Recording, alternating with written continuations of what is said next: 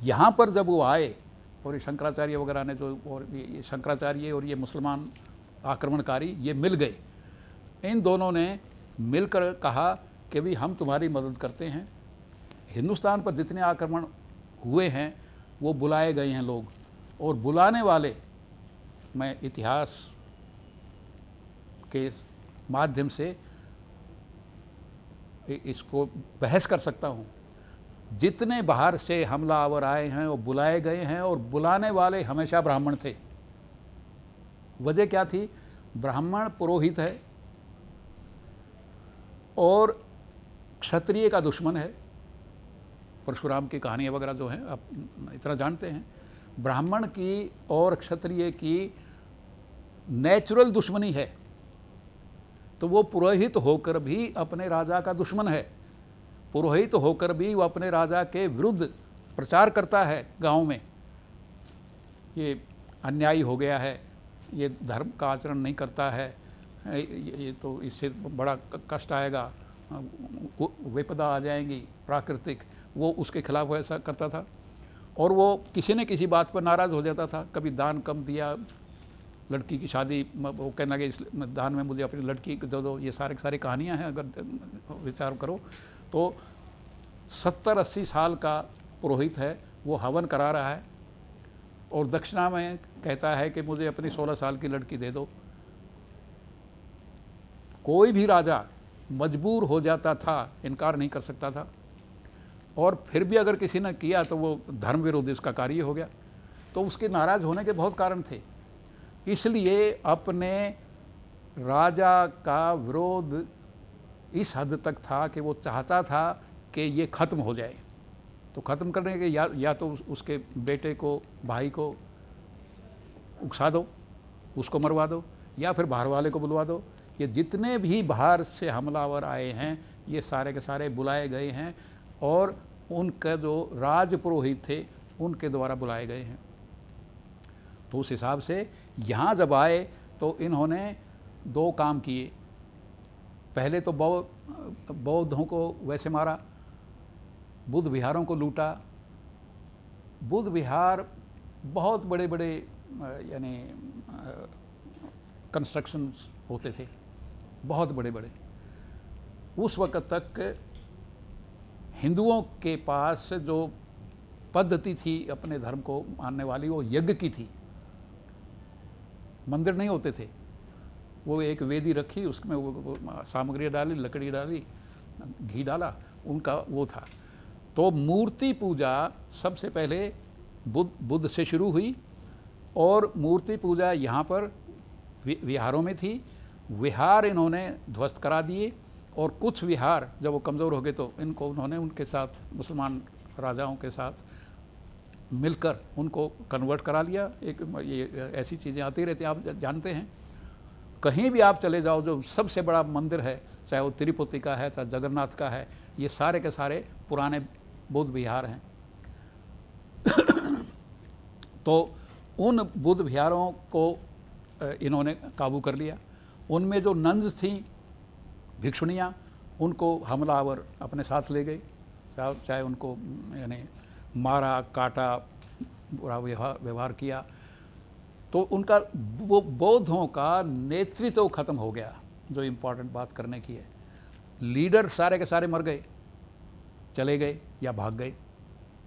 आम जनता जो थी वो उनकी वजह से अपने आप को बौद्ध कहती थी, वो चले गए। उनको हिंदू कहते थे। ब्राह्मणों ने कहा हम ही हिंदू हैं, उनको भी कहा हिंदू। आप कौन है? हिंदू, हिंदू, हिंदू।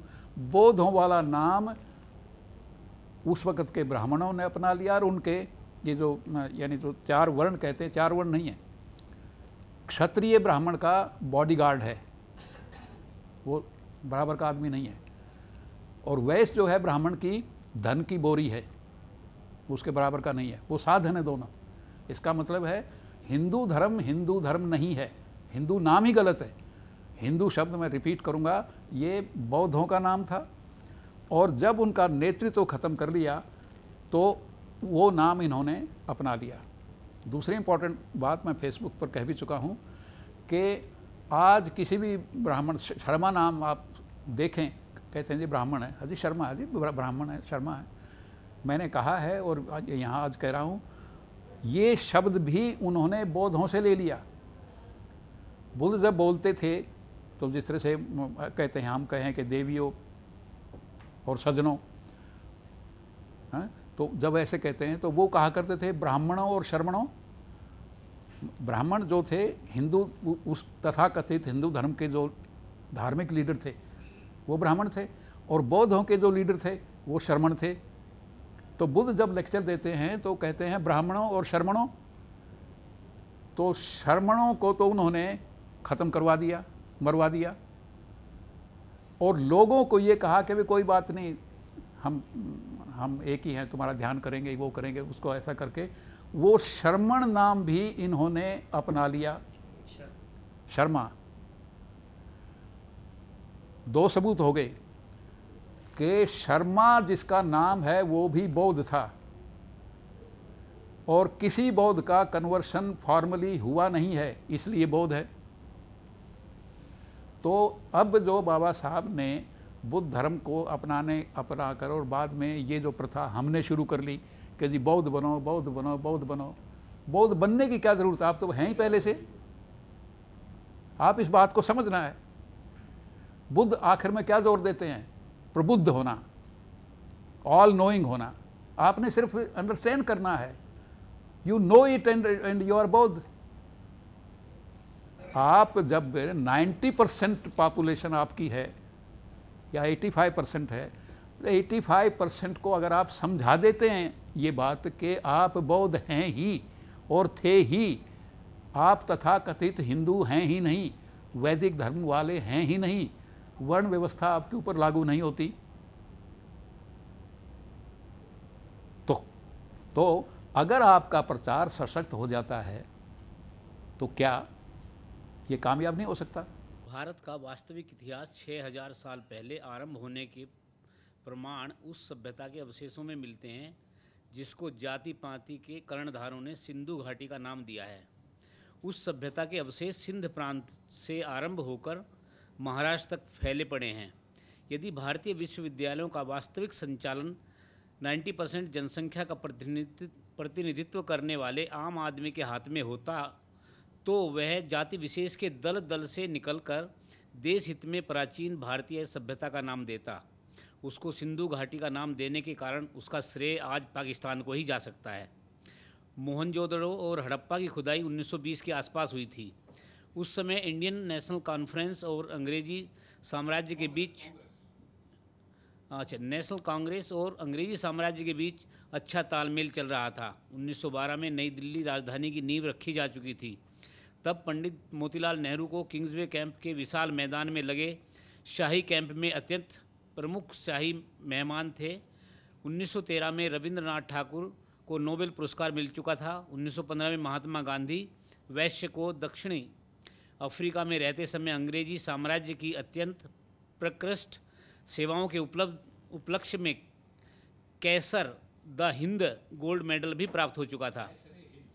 कैसर हिंद मेडल भी प्राप्त हो चुका था। और 1921 में महात्मा गांधी इंडियन नेशनल कांग्रेस के लाइफ टाइम डिक्टेटर बन चुके थे। यह देश की अस्मिता पर एक कलंक के बराबर था।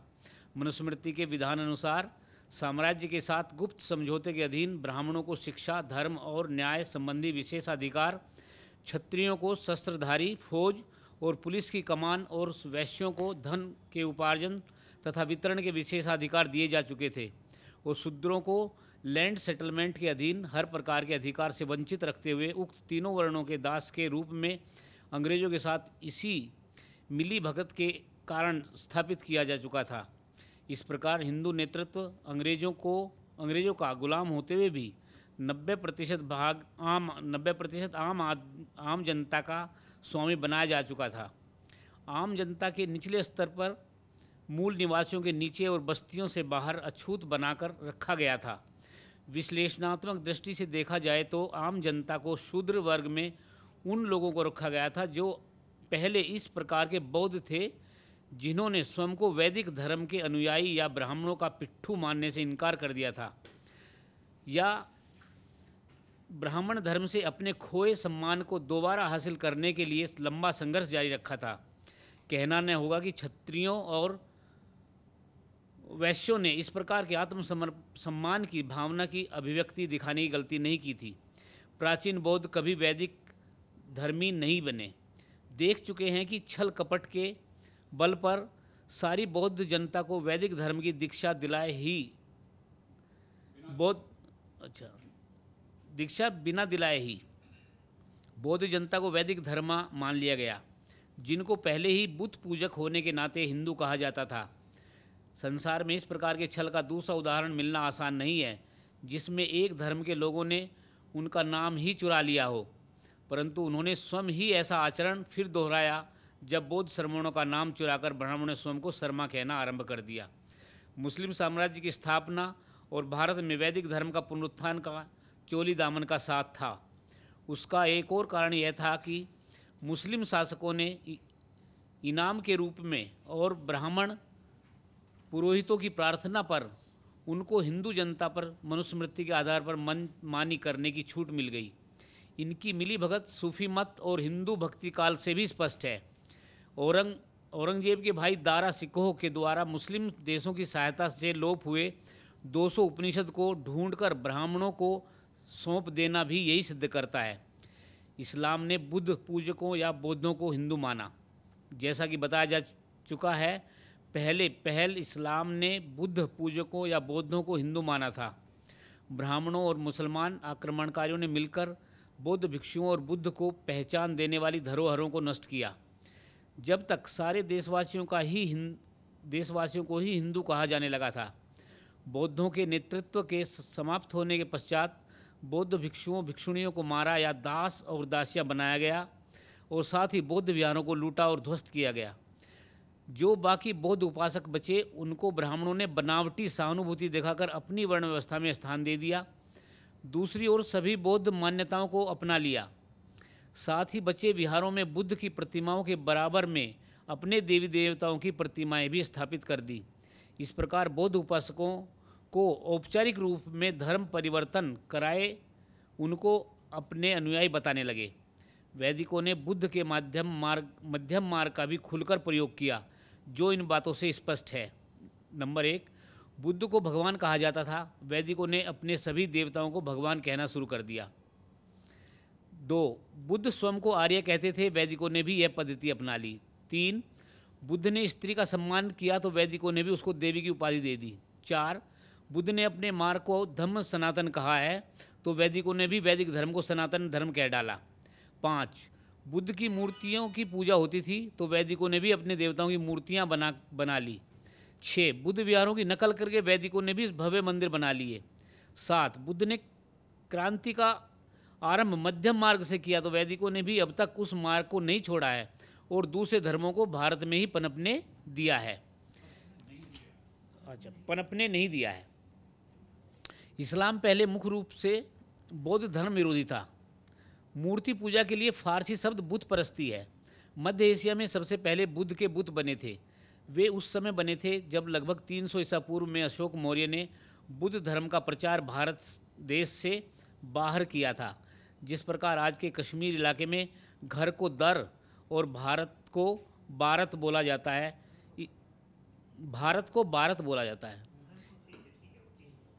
इसी प्रकार मध्य एशिया में ध अक्षर को द बोला जाता है, जिसका परिवर्तित रूप त हो गया। इस दृष्टि से बुद्ध शब्द पहले बुद्ध बना और बुद्ध परस्ती बन गई। उच्चारण की सुविधा के स्वरूप बुद्ध शब्द ने बुद्ध का रूप ले लिया। विकास की दृष्टि से देखा जाए तो कोई भी नया धर्म लोगों की धार्मिक, राजनीतिक, सामाजिक और आर्थिक समस्याओं को हल करने के उद्देश्य से या नया विकल्प प्रस्तुत करने के अभिप्राय से होता है। यदि इन समस्याओं का मुख्य कारण धर्म विशेष हो तो उसका विकल्प ढूंढने का सीधा सा तरीका यह होता है कि प्रचलित विचारधारा, सिद्धांतों और प्रथाओं को आत्मसात कर नए विकल्पों का सुझाव देकर उन्हें प्रचारित किया जाए। इस आवश्यकता के दृष्टिगत अरब देश में बौद्ध धर्म या बुत धर्म या बुत परस्ती को समाप्त करने का उद्देश्य पीरों की कब्रों की पूजा के शुरू होने से सहज ही सामने आ गया। इस प्रथा का सहारा लेकर आज के हिंदुओं ने मुस्लिम पीर साईं बाबा पर एकाधिकार जमा लिया है तथा मुसलमानों का धन भी लेना शुरू कर दिया है। किसी बौद्ध के हिंदू बनने का उदाहरण नहीं। चूँकि 300 ईसा पूर्व से 800 ईसा पूर्व तक अर्थात 1100 सालों तक बौद्ध रहे और इसीलिए आज़ाद रहे। इतने लंबे समय तक और बाद में भी किसी भी भारतीय ने वैदिक वर्ण व्यवस्था नामक तथाकथित हिंदू धर्म में औपचारिक रूप में धर्म परिवर्तन करने का कोई प्रमाण या औचित्य नहीं मिल पाए। यह मानना तर्कसंगत होगा कि समस्त देशवासी आज भी बौद्ध ही हैं। इस वास्तविकता की और बस सबका ध्यान आकर्षित करवाने की ही आवश्यकता है। यह आवश्यकता आज की इस गोष्ठी के माध्यम से आप सब पूरी कर सकते हैं। दूसरी ओर बौद्ध बनने के लिए किसी औपचारिकता की जरूरत भी नहीं है, क्योंकि उसके लिए प्रबुद्ध अर्थात पूरी तरह से जागृत ही होना है, जिसका मापदंड प्रत्येक व्यक्ति स्वयं है। निश्चय ही इस कारण से बुद्ध ने यह आदेश दिया होगा कि अपने दीपक आप बनो। मेरी बात को इसलिए सच मत मानो कि इसे मैंने कहा है, बल्कि उस पर विचार करो और अपना स्वतंत्र निर्णय लो। भगवान बुद्ध ने स्वयं कहा था कि वे किसी नए धर्म की स्थापना करने नहीं जा रहे हैं। उनका अभिप्राय केवल इतना ही है कि जो भी मन वचन या कर्म से करो उसे तर्क की कसौटी पर कस के करो। भारत का दूसरा नाम बुद्धस्तान उपयुक्त है, न कि हिंदुस्तान। हिंदू शब्द आज के तथाकथित हिंदू धर्म का वास्तविक द्योतक नहीं है। तथाकथित हिंदू धर्म के नेता अपने धर्म को वैदिक धर्म मानते हैं। इनमें उन लोगों को सम्मिलित किया जाता है जो स्वयं को उदारवादी मानते हैं। स्वयं कट्टरवादी मानने वाले अपने आप को सनातन धर्मी कहते हैं और ऋग्वेद में वर्णित वर्ण व्यवस्था में इस सीमा तक दृढ़ विश्वास रखते हैं कि वे वर्ण व्यवस्था के शोषणात्मक, दमनात्मक, मानवता विरोधी, स्वार्थपूर्ण एवं अनैतिक रूप को भी आंख मूंद कर न केवल स्वीकार करते हैं बल्कि उसका धड़ल्ले से प्रचार करते हैं। चाहे वर्ण व्यवस्था के सिद्धांत में वास्तव में गर्व करने लायक कुछ भी नहीं है, फिर भी वे कहते हैं कि गर्व से कहो हम हिंदू हैं। जिस हिंदू शब्द पर जातिवाद को मानने वाले गर्व करते प्रतीत होते हैं वह फारसी शब्द है, जिसका अर्थ चोर, डाकू, राहजन, नास्तिक और काफिर आदि है। कई लोग गलत तौर पर मानते हैं कि यह नाम हिंदुओं को मुसलमानों ने दिया था। वास्तविकता यह है कि इस्लाम धर्म का हिजरी संवत तो 622 ईस्वी से आरंभ होता है, जबकि उनके और आसपास के देशों में बोली जाने वाली भाषा हजारों वर्ष पुरानी है और उस पुरानी भाषा का एक शब्द हिंदू था, जिसके अर्थ अभी दिए जा चुके हैं। ये अब तक हमने देखा कि पिछड़े वर्गों के कॉन्टेक्स्ट में अब तक ये धारणा रही है कि हम हमेशा से पिछड़े थे और हमने कभी तरक्की की नहीं, और ये धारणा अगर सामने आ जाती है तो नतीजा ये निकाला जा सकता है कि अगर हमेशा से हम दबे कुचले या तिरस्कृत रहे हैं तो भविष्य में भी ऐसा होगा। तो अब तक के डिस्कशन में हमने ये बताने की कोशिश की है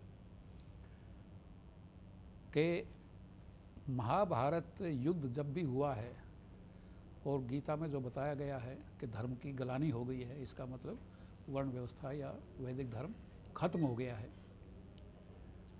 और इसलिए उसके उद्धार के लिए ज़रूरी है कि सब कुछ बराबर ख़त्म हो जाए, जो विरोधी हैं वो ख़त्म हो जाएं, और विरोधी सारा भारत था। इसलिए महाभारत युद्ध में सबको ख़त्म किया गया, सारे जनता को। उसके बावजूद भी वैदिक धर्म नहीं पनप पाया, बल्कि ईरान का धर्म आ गया या ईरानियों ने कब्ज़ा कर लिया। उसके बाद दोबारा जब कोशिश हुई सिकंदर के वक्त में या उससे 100 साल पहले, तो हम ही लोग बैकवर्ड्स वगैरह सारे मिलकर हम ही लोगों ने साम्राज्य स्थापित किए। जो बात नहीं कही गई वो इम्पॉर्टेंट है। भारत में जब भी कोई साम्राज्य स्थापित हुआ है वो किसी ब्राह्मण ने नहीं किया, किसी क्षत्रिय ने नहीं किया, किसी वैश्य ने नहीं किया। साम्राज्य नंद वंश का है, एक मौर्य वंश का है और गुप्त वंश का है।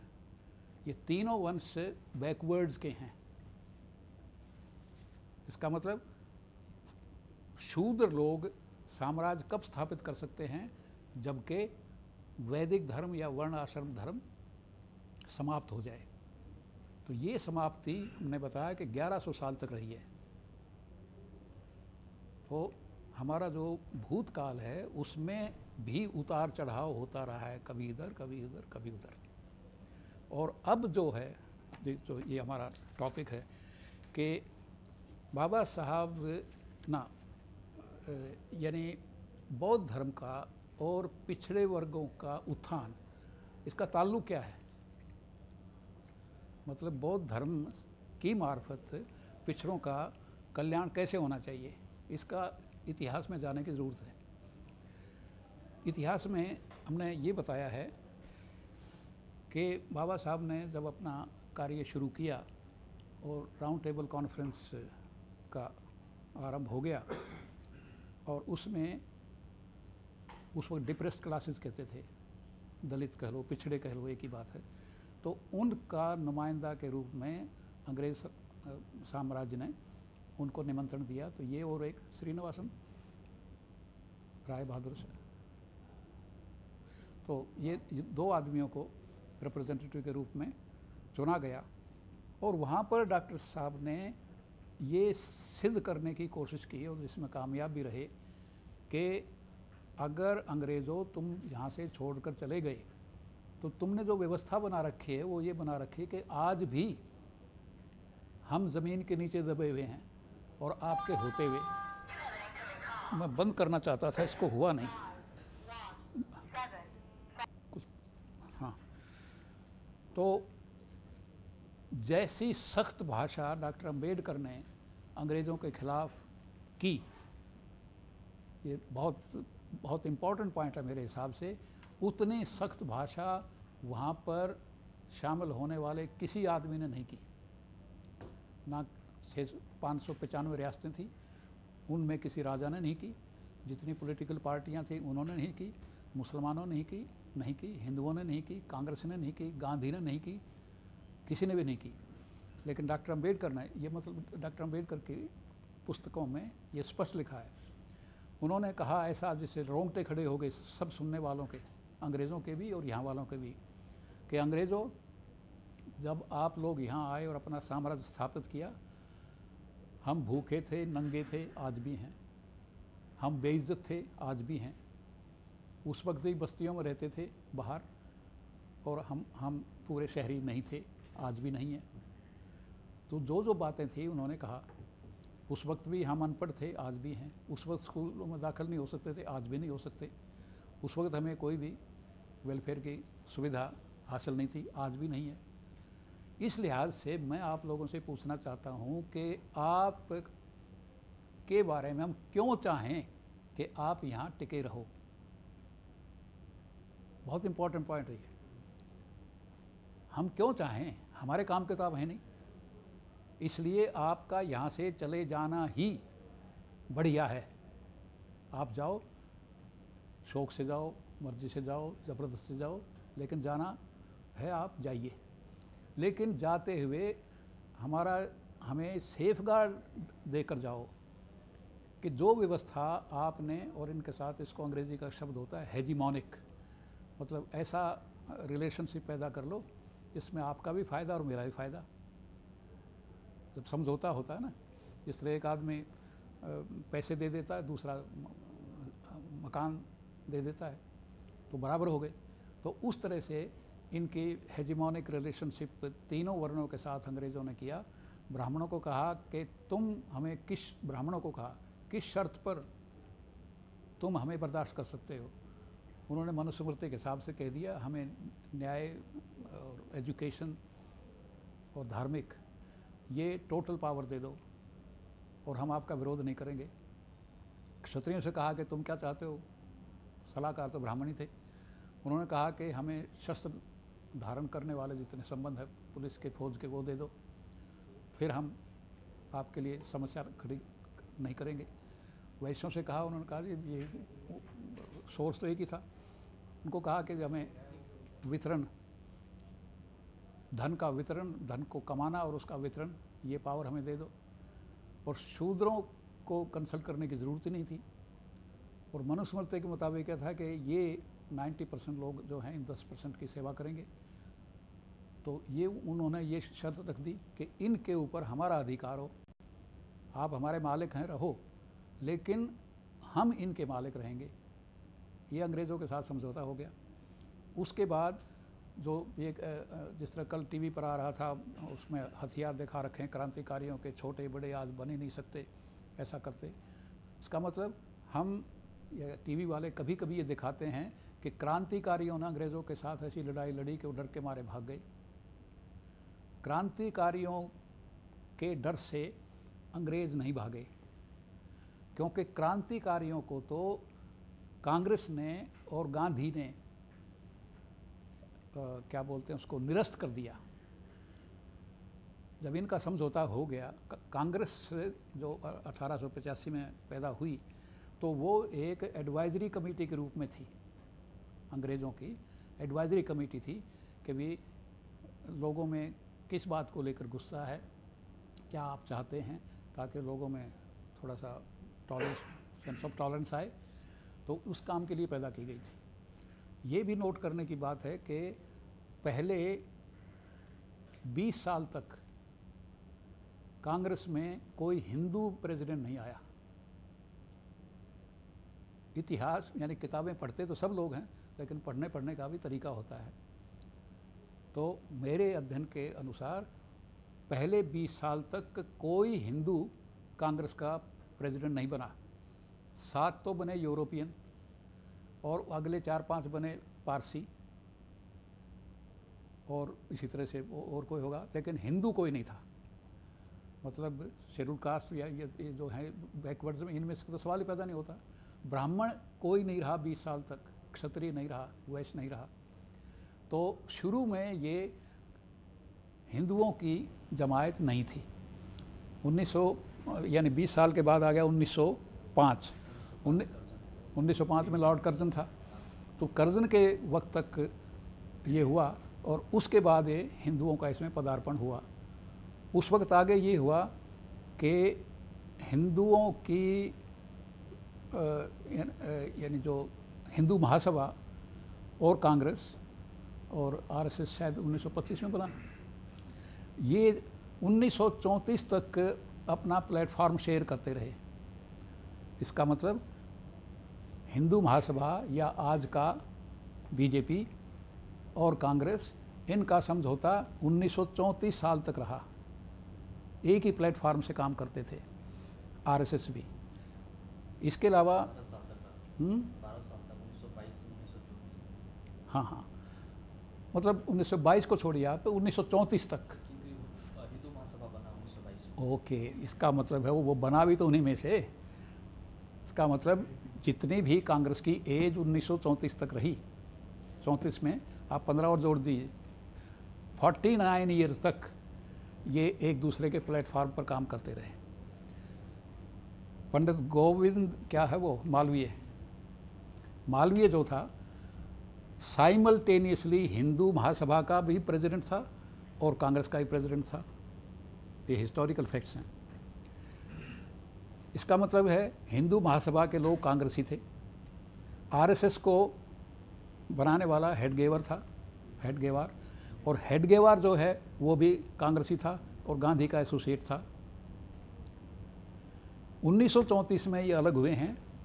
वो हमारे डिस्कशन से मतलब यानी रेलेवेंट है। 1934 में ये हुआ कि 1932 में बन गया, ये कम्युनल अवार्ड आ गया, उस पर महात्मा गांधी को वो करना पड़ा, मरणव्रत। और जो बाद में सेपरेट इलेक्टोरेट्स के बाद जो जॉइंट इलेक्टोरेट्स का फैसला हुआ, इससे भी हिंदू नाराज़ हो गए। मतलब गांधी से खुश नहीं हो पाए। चाहे जो समझौता हुआ पूना पैक्ट, उसमें गांधी के अपने साइन नहीं है, लेकिन कोई देश पांडे नाम का था, एक ये मालवीय था, इस तरह उनके साइन है उसके ऊपर और अम्बेडकर के साइन है। तो इन हालात में हिंदू लोगों की नाराज़गी रही कि वीकर सेक्शंस को ये अधिकार, मानवाधिकार दे क्यों दिए गए। और इस पॉइंट के ऊपर उन्होंने आपस में फैसला ये किया कि हम इनका विरोध करते रहेंगे। तुम कांग्रेस के होने के नाते तुम इसका विरोध नहीं करोगे, इसलिए हम अपने आप को दो हिस्सों में बांट लेते हैं। तो हिंदू महासभा और आरएसएस ने विरोध करना शुरू कर दिया। एक और बात जो नोट करने की है, ये जो लेकिन इनका बौद्ध धर्म से क्या रिलेशन है वो क्लियर नहीं हो पा रहा। बौद्ध धर्म का रिलेशन, यहाँ पे बुद्ध धर्म की जो चर्चा कर रहे हैं उसका क्या रिलेशन है? एक मिनट, जो बोल रहे हैं उनको प्रोसेस पूरा होना चाहिए, तो बहुत इंपॉर्टेंट चीज़ है, समझने की जरूरत नहीं। ये हर चीज़ रेलेवेंट है। रेलेवेंस तो आपने अपने अपने मन में बिठानी है। हिस्टोरिकल जो फैक्ट्स हैं ये सारी के सारी हमारे लिए रेलेवेंट हैं, ठीक है। हाँ, थैंक यू। तो उन्होंने कहा कि अब हमें दो हिस्सों में बट जाना चाहिए। एक जो वीकर सेक्शंस को जो कुछ फ़ायदे दिए गए हैं उसके समर्थक रहें, और दूसरे उसके विरोधी रहें। और दूसरी बात ये हुई कि आरएसएस के बारे में आम तौर पर ये माना जाता है गलत कि वो इसके अंग्रेज़ों को के खिलाफ लड़ने में उन्होंने कोई भूमिका निभाई। अंग्रेज़ों की सलाह से आरएसएस तैयार किया गया ताकि अंग्रेज़ों के दुश्मन हिंदू भी थे और मुसलमान भी थे। हिंदुओं में से एक क्लास तैयार की गई, जब मुस्लिम अगर सिर उठाएं तो उसका मुकाबला इंडियंस ही करें, और उसके लिए आरएसएस को तैयार किया गया। और आरएसएस की वर्दी वो की गई जो कि बहुत दिनों तक दूसरे यानी सूबों में निकर, जब हम बच्चे थे उस वक़्त सिपाही की, पुलिस के सिपाही की वर्दी खाकी तो थी, हाफ पैंट थी। हाँ, तो और इनके आरएसएस वालों की आज भी हाफ पैंट है। तो ये उन्होंने अंग्रेज़ों को खुश करने के लिए कहा था कि भाई हम और तुम तो एक ही हैं। दूसरा जो पॉइंट है, मैं अब अभी चूँकि व्यवधान आ गया था दोबारा कहता हूँ, हर पॉइंट बहुत इम्पॉर्टेंट है, एक एक पॉइंट को पीछे बहुत कुछ होगा। गांधी ने, जिस तरह मैंने उस किताब में सिद्ध किया, कभी लड़ाई नहीं लड़ी।